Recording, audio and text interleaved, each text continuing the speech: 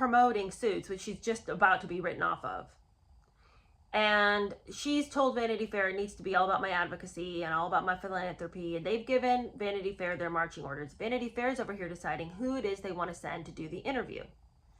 Well, Sam Kashner, a long-standing contributing editor at the magazine, was assigned to the interview. He did a lot of high-profile stories. He had done Jennifer Lawrence and Nicole Kidman, Rosamund Pike, the sister of Jacqueline Onassis, and Kashner had previously lived in Toronto. So he was familiar with the area. He was going to fly up and see and interview Meghan. He'd done many pieces with much higher celebrities and much like A-listers. For him to come and see Meghan, well, I'm not saying it was beneath him or anything, but I mean, there was no curveball he was expecting to receive here. He said that he didn't know who this woman was. He'd never even heard of Suits, which is what everyone says when they are told to work with Meghan Markle. But he went up, flew to Toronto in late June, and he did the interview. Now, contrary to Omid Scobie's assertion that Meghan wanted to tell the world I'm in love and did the interview with Harry's blessing,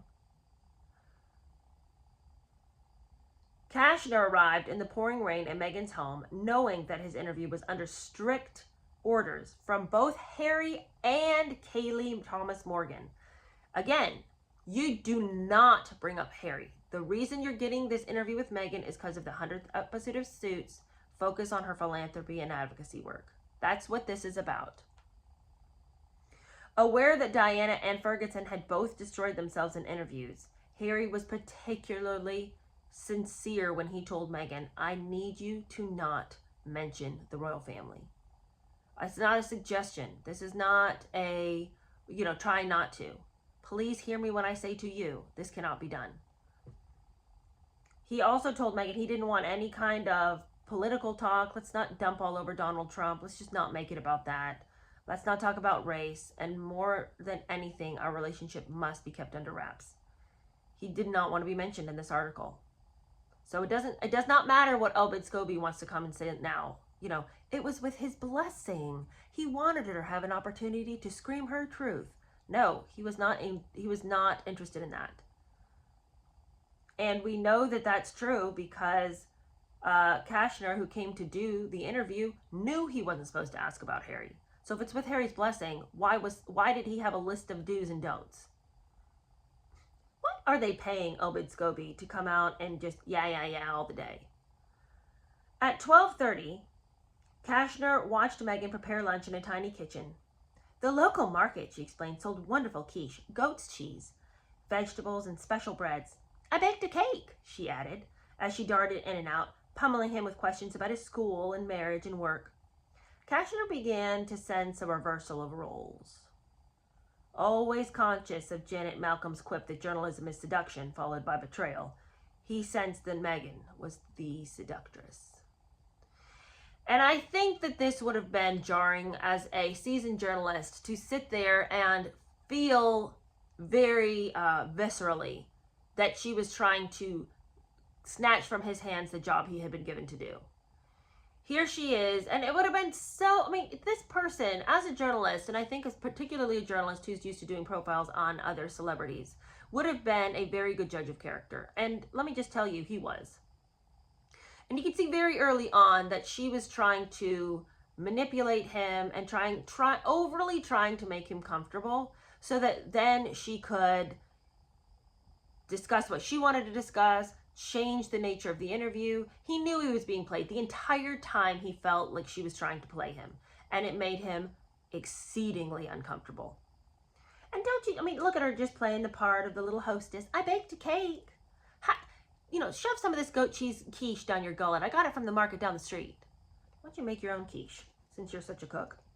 Looking around, Kashner noticed that the kitchen walls were covered with photos of Meghan.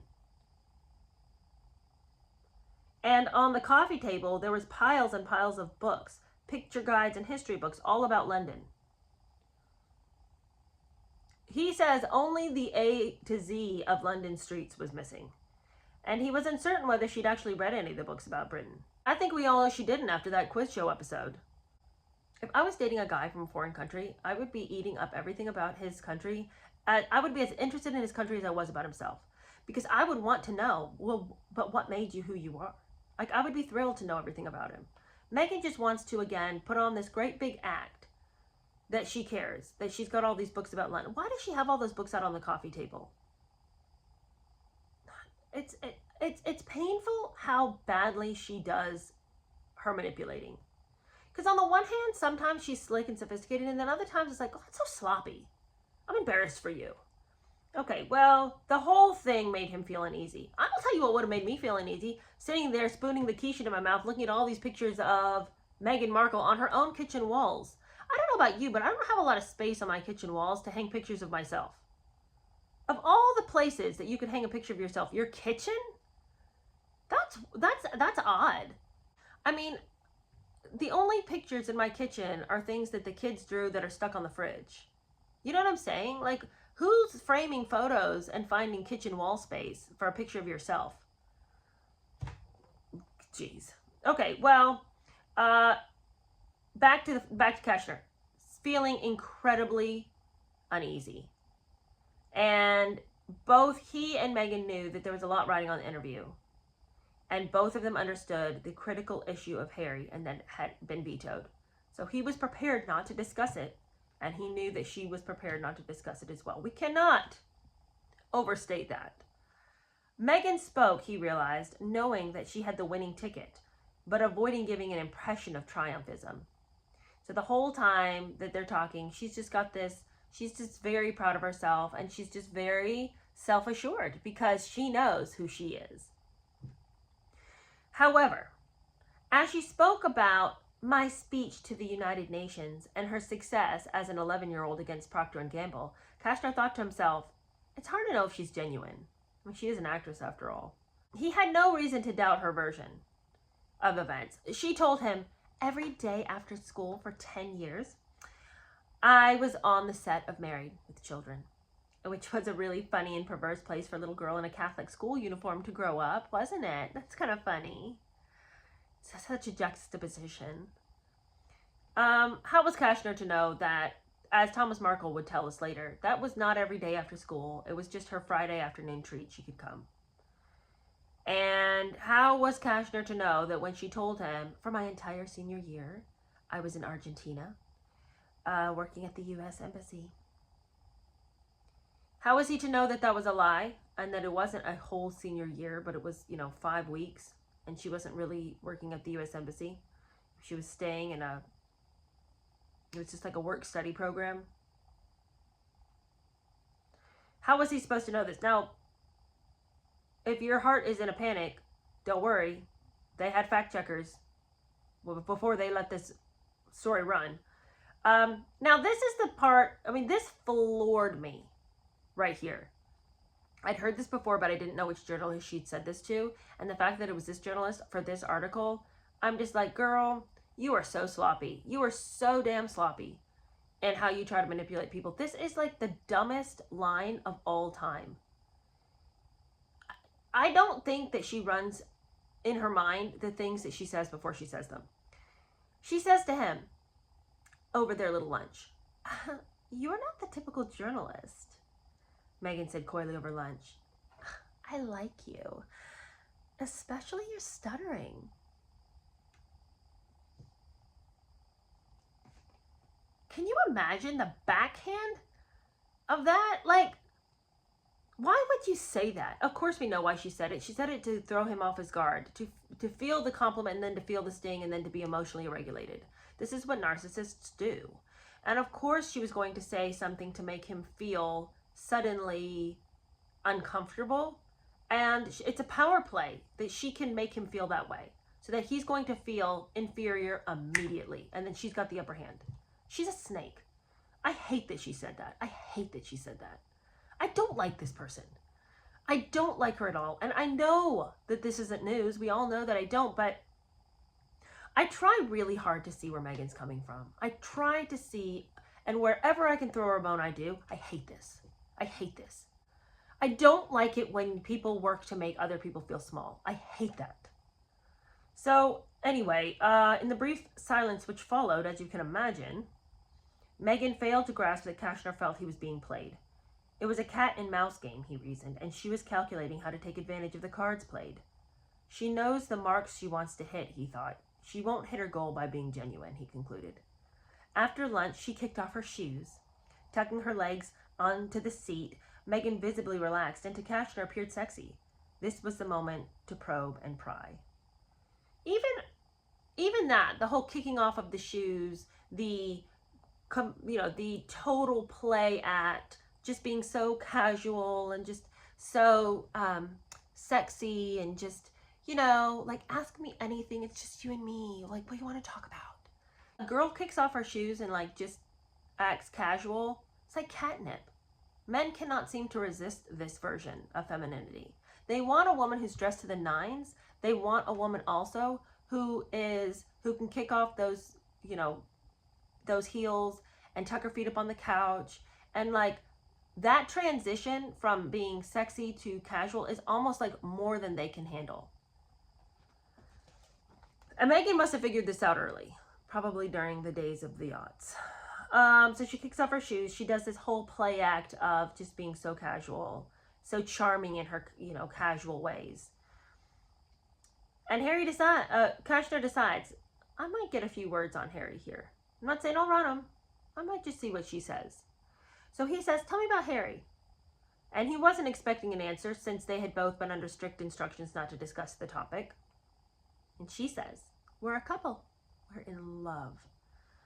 Meghan unexpectedly replied into the recording device, making sure that he got it. And never, okay, well, this is off the record, don't say anything, but we're totally into each other. Clearly prepared, she balked when asked, okay, well, what does love mean? Oh, that famous question. She switches it around and asks Kashner about his own marriage. Well, she's giving him just enough. It is so totally a cat and mouse game. She was totally ready to reply. She loved that he asked her, but now she's got to feign like, no. Tell me about yours. What do you think about love? What's love like in your marriage? Like, stop acting like you weren't thrilled he asked you about Harry. Eventually, she can't not talk about it anymore, and she says, I'm sure there will be a time when we'll have to come forward and present ourselves and have stories to tell, but I hope that people understand that this is our time. This is for us. It's part of what makes it so special that it's just ours. So we're happy. And personally, I love a great love story. Especially when you're the puppet master behind it. Bullseye. Kashner was clearly elated. Tellingly, she added, I'm still the same person I am. That statement doesn't even make sense. You're still the person you are? I hope you are. What other person would you be right now? Shouldn't she have said, I'm still the same person I always was? Anyway, I've never defined myself by my relationship. And she wanted Kashner to know that she was an independent woman who would not be defined by her relationship with Harry. Okay. Well, methinks thou dost protest too much. Always telling us that she doesn't define herself by her relationships. That's the only thing she ever has defined herself by. Or rather, the only thing she lives for is what her relationship can give her. So quite frankly, if that's not defining of oneself, what is? If the only way you know how to get up is on the neck of the person that you're with, I'd say that you're defining yourself by that relationship. Okay, well, then Kashner's thrown this total curveball. And may I say that this is probably one of the tackiest things I've ever heard of. You have invited this journalist into you, a journalist from Vanity Fair, okay? This isn't like the little rag down the street. This isn't the community newspaper that gets stuffed in people's mailbox and thrown straight in the trash or used to line the kitty bin, okay? This is Vanity Fair. You've been trying so hard to get just your name in the pages of this magazine, let alone a featured interview and your face on the cover and enough power to say what you want it to be about. Okay, so the fact that she now proceeds to spit all over this experience, shocking. I'm annoyed with myself for continuing to be shocked because this is who she is. Right at the pinnacle of this interview that she's having with this major publication, she decides that she's just going to have a friend stop by. Unexpectedly, Marcus Anderson arrived, and their conversation was interrupted. I wanted you to meet some of my friends, explained Meghan, about the Soho's manager and social fixer standing in the doorway, holding a bottle of wine. What is this? What is this? Kashner did not swing around to your place so you guys could just drink wine and hang out with your friends. What is this? This is an interview. He's working. Okay? He came to interview you for an article about yourself in Vanity Fair. This is a major opportunity. And why are you mucking it up by inviting Marcus Anderson over? Okay? Do you not understand this? Be professional. Why is Anderson there? Okay, well, more even than that. Like, if Marcus Anderson had shuffled in and made himself quiet in the corner, or poured everybody a glass of wine and didn't butt in, all right, fine. But no, baffled, Kashner became even more puzzled as the two engaged in an incomprehensible conversation. They just are over there having their own little talk. I mean, the rudeness of this. This is so unbelievably uncouth. So they're over there having their little side conversation. Kushner's just there with his pen, his paper. You know, well, I came to interview you. Are we done? I mean, we're not. We weren't done, but I don't know what's going on here. He said he felt played and orchestrated. I mean, yeah, I'm sure you did. Well, after a time when she could finally pull herself away from Marcus Anderson, who she could talk to any day of the week, she drags her attention from that conversation over, oh, you're still here? Okay, I guess we should finish up with what we started. She returns to their conversation into her agenda. She wanted to talk about her work for women. Oh, I don't think I said enough about that. All right, get a few things down. To her misfortune, Kashner was unconvinced. He didn't believe she cared about any women. Actors doing good work is slippery, he thought, sensing something jarring about the TIG, a commercial operation operating alongside charity. He just felt like those two things, I mean, never the twain shall meet. All right, you and the TIG, that's one thing. You and over here with you and your charity projects. But for you to be constantly trying to act like it's all one and the same, it's all humanitarian work. No, it's not. The proof, he thought, will be if she goes to Rwanda and India after she's married. What a prophetic word. Because have we seen her darken the doorstep of any third world country since? She could care less. And if anything, now this would be the time to be doing all of that. If she's got so much time, she's not doing anything with that dumb Archwell Foundation with her 1 hour a week. After a time, Meghan returned to their so after she's deemed that they're done talking, she says, Marcus can take you to the airport. He'll take you. And Kashner was like, no, I'll get a cab. He was only too anxious to escape this weird scenario.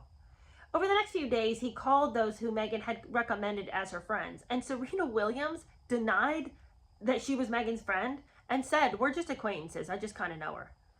And then she gave this enigmatic quip. She says, you gotta be who you are, Meghan. You can't hide. I mean, a stunning blow. I love, though, that he called Serena and was like, okay, she keeps talking about you, but do you even know her? And I love that Serena called her out. So his unease begins to grow. It's like he'd already felt like he was being played 100% while he was at her apartment. Then he's starting to call folks, and folks are like, well, I know her, but we're not like best friends or anything. And then, as soon as he returns to New York, Meghan sends him this bottle of spices down from the market, where she got all that goat cheese to stuff down his gullet. And he just was like, look at this snow job. I don't need this bottle of spices. I mean, it's just like she's just constantly doing these things to seem like a genuine and sincere person, but none of her behavior and her demeanor when you're actually with her supports these kind gestures. Like, no thanks for the bottle of spices. I don't like that. Oh, like you acted like a weirdo the entire time I was with you, but now I forget it because I've got this bottle of salt and pepper. Okay, so they do the article. Now it's time for the photo shoot. The photo shoot on a London rooftop, Peter Lindbergh reported, was a delight, despite Meghan's refusal to look sexy. So Peter Lindbergh had no issues with working with her. Now, she didn't want to be stripping pieces of clothing off. She wanted to look dignified. She wanted to look like somebody respectable. She insisted that she should look covered up. She also didn't want her freckles to be airbrushed. She said that those should not be retouched, and she wanted to be as naturally beautiful as possible. She went with the standard white shirt and the black and white tulle ball gown because she believed that the palace would approve of that whole look. So she tried to keep things classy in the photo shoot. Now, Sunshine Sachs had demanded that the magazine satisfy Meghan's requirement that she be presented as a philanthropist and activist, and she apparently believed that a philanthropist and an activist never looks sexy. They always look like they're with it, which reminds me of, I saw Oprah had done a commencement speech, and whenever Oprah wants to look extra smart, she puts on her glasses, and I always think to myself, how dumb. Like, the glasses mean nothing. Those chunky black frames, that, like, you could have been the speaker at the commencement address and not worn the glasses, and we would have all believed that you had something to say. I hate stereotypical ideas of what somebody who is presentable and clever would do. And that feels like this to me. Like, Meghan being like, I have to wear the black, just the white shirt, and I'll wear my little tulle ball gown, and that'll make me look like I'm a philanthropist and an activist, and that'll make me look serious since I have freckles and I'm not airbrushed. Okay. But why don't you just be a serious philanthropist and activist, and then you don't have to always worry about putting on the show of one?